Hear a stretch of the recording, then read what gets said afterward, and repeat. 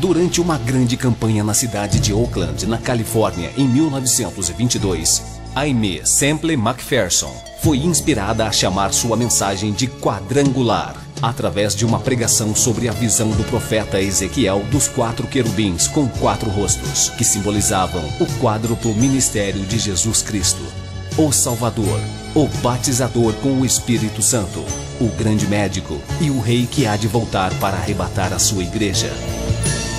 Sua mensagem nunca mudou, mas recebeu nova ênfase quando ela começou a proclamá-la com o nome dado por Deus. Evangelho Quadrangular.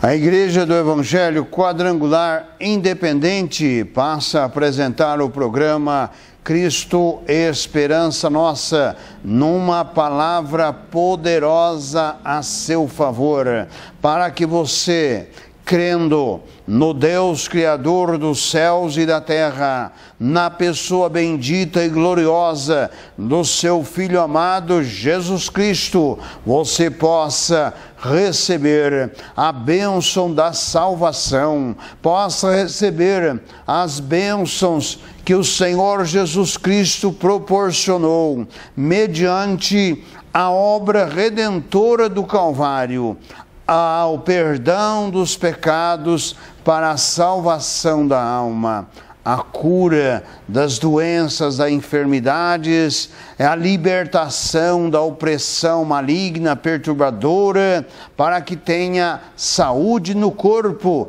mediante o sofrimento no seu próprio corpo. Venha crendo na palavra de Deus, esteja conosco e dentro de alguns instantes estaremos formando a cadeia da prece poderosa. Quero orar com você, quero orar por você, para que você tenha esta bênção de Deus na sua vida, na sua casa e na sua família.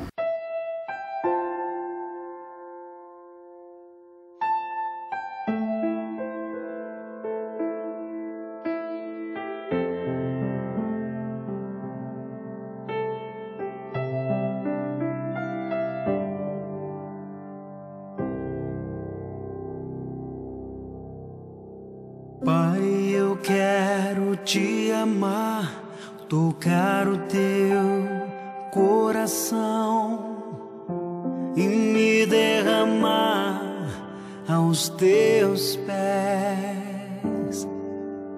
Mais perto eu quero estar, Senhor, e te adorar com tudo que sou e te render glória e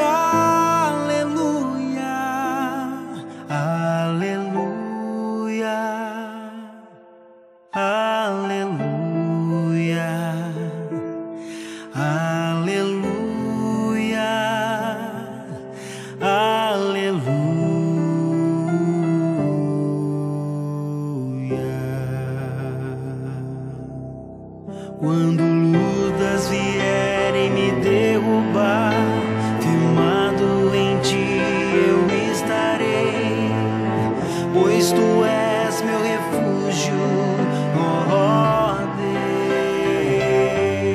No Salmo de número 8, o salmista nos diz: ó Senhor, Senhor nosso, quão admirável é o teu nome em toda a terra, pois pusestes a tua glória sobre os céus.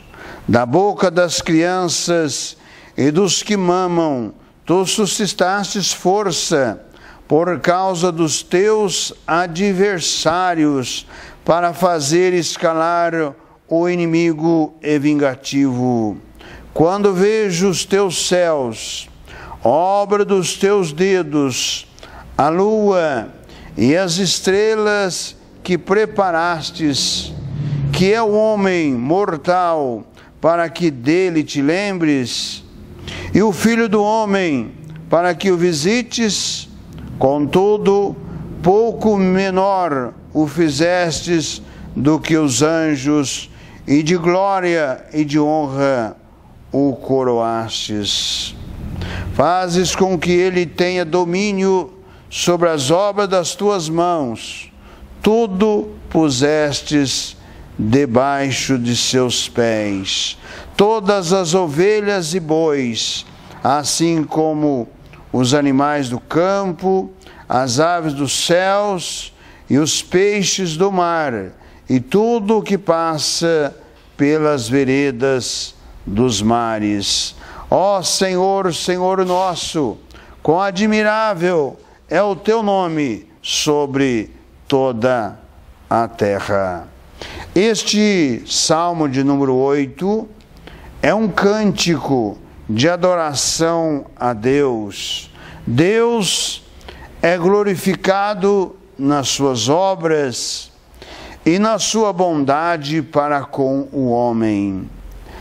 É necessário nos voltarmos para este Deus. O salmista, ele volta-se para este Deus num louvor, numa adoração, num hino de louvor, declarando: ó Senhor, Senhor nosso, quão admirável é o teu nome em toda a terra, pois pusestes a tua glória sobre os céus. Quão maravilhoso é quando podemos fazer como o salmista fez, olhando para os céus, num dia estrelado, um dia em que as estrelas, milhares, milhões delas, estão no firmamentos, e podemos contemplar. Aí foi isso que o salmista fez. Ele contemplou estas maravilhas de Deus, ele contemplou a lua nos céus, e ele atribuiu tudo isto ao Deus Criador dos céus e da terra, ao Deus que, embora a ciência, ou seja, a má ciência, porque a boa ciência, ela confirma tudo o que Deus tem feito e criado. A boa ciência, ela tem a Bíblia como referência, porque a Bíblia é a palavra de Deus, e tudo o que nela está escrito são as verdades de Deus, porque embora temos aproximadamente 40 escritores da Bíblia, homens sábios, como Salomão, que foi o homem mais sábio que já pisou a terra, nós temos pessoas simples, pessoas do campo, lavradores, boiadeiros. Nós temos pastor de ovelhas, como Davi foi. Nós temos toda a gama social de escritores dentro da Bíblia. Mas o autor é um só. É o Espírito Santo de Deus. É por isso que não há nenhuma contradição com a palavra de Deus, porque ela foi inspirada, homens foram inspirados, homens e mulheres foram inspirados por Deus para escrever aquilo que Deus estava determinando. Isto é a maravilha da palavra de Deus. Então aqueles que têm a palavra de Deus como a verdade para a sua vida, recebem as promessas de Deus. O salmista, vendo estas maravilhas, contemplando essas maravilhas, ele pôde fazer esta declaração: ó Senhor, Senhor nosso, quão admirável o teu nome em toda a terra. Qual Deus que você tem servido? Qual Deus que você crê? O seu Deus, o que ele é? É uma imagem? O seu Deus é algo abstrato? O seu Deus é algo que você não pode sentir nem ver? O seu Deus é um Deus que você talvez o comprou no mercado, ou colocou numa parede, ou pendurou até num pescoço. É esse o seu Deus? Esse Deus não é nada. Esse Deus é um metal, esse Deus é uma argila, esse Deus pode ser prata, pode ser ouro, mas não é nada. Mas o Deus, esse Deus vivo e criador, é o Deus que no capítulo 4 do Evangelho de João, quando Jesus estava ali conversando com a mulher samaritana, e aquela mulher mostrava os montes ao derredor, inclusive 2 montes, aonde estavam ali os bezerros de ouros, que foram feitos para os samaritanos, primeiramente os judeus das 10 tribos, que foram com Jeroboão para o reino do norte, e ali Jeroboão, não crendo na palavra que Deus havia lhe declarado, que ele seria o rei de Israel, por todo Israel, e com toda a sua descendência, Jeroboão não creu na palavra de Deus. Jeroboão, em dado momento, ele temeu que aquele povo voltasse para Jerusalém, aonde estava o templo, e o deixasse. Então Jeroboão usou de astúcia, de estratégia, e criou 2 bezerros de ouro, e colocou em 2 cidades importantes, a cidade de Dan e Samaria, no monte. Ficaram esses bezerros, e ali todo o reino do norte, eles iam ali para adorar aqueles bezerros como sendo Deus. E foi esta a tragédia do reino do norte, que se envolveu numa idolatria, em que foram para o cativeiro da Síria e não mais voltaram. Deus é Deus de vivos, não é de mortos. Toda a imagem que a igreja romana apresenta são representadas por pessoas que viveram nesse mundo e morreram. Todos. Paulo, Pedro, João, Maria, todos morreram. O único que está vivo, que o túmulo ficou vazio, foi Jesus, porque Jesus o ressuscitou dentre os mortos. E Jesus está vivo, assentado à direita de Deus Pai Todo-Poderoso, e intercede a favor de todos aqueles que o buscam.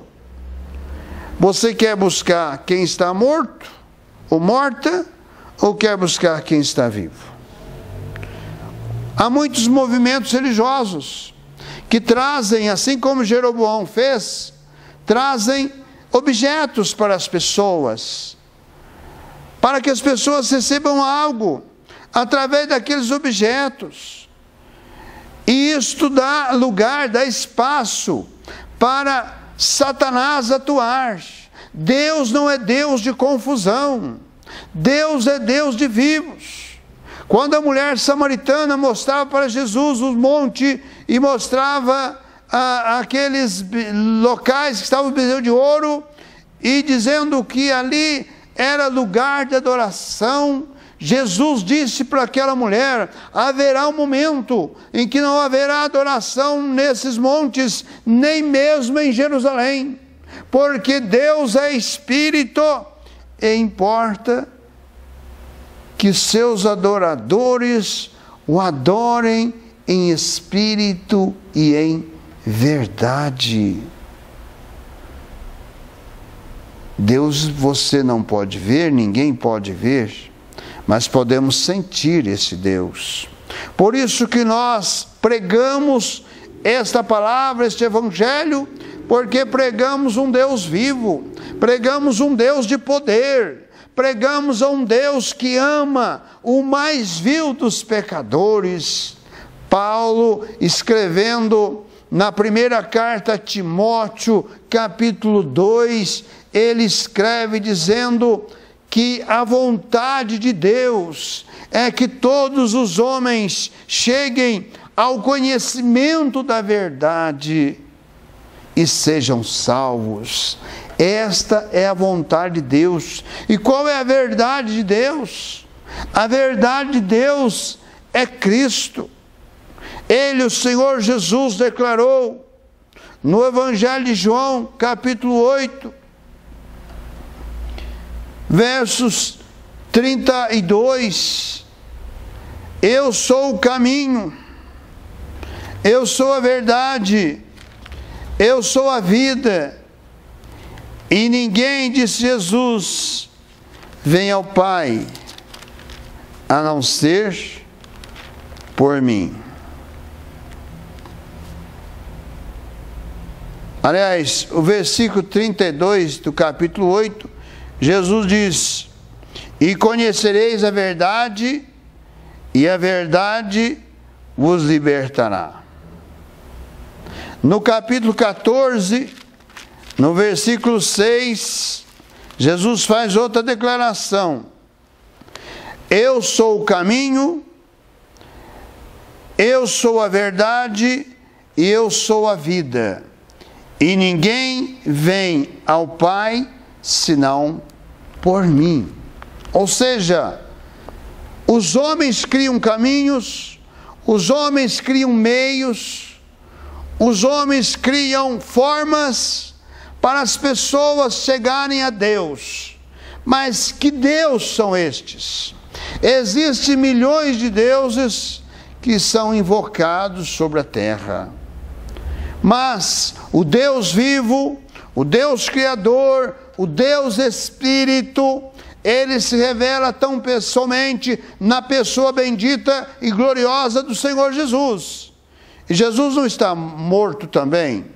Muitos estão colocando Jesus numa cruz, num crucifixo. Muitos estão fazendo figura, quadro de Jesus, como se Jesus fosse aquilo. Aliás, que esses quadros são inspiração dos pintores da Idade Média.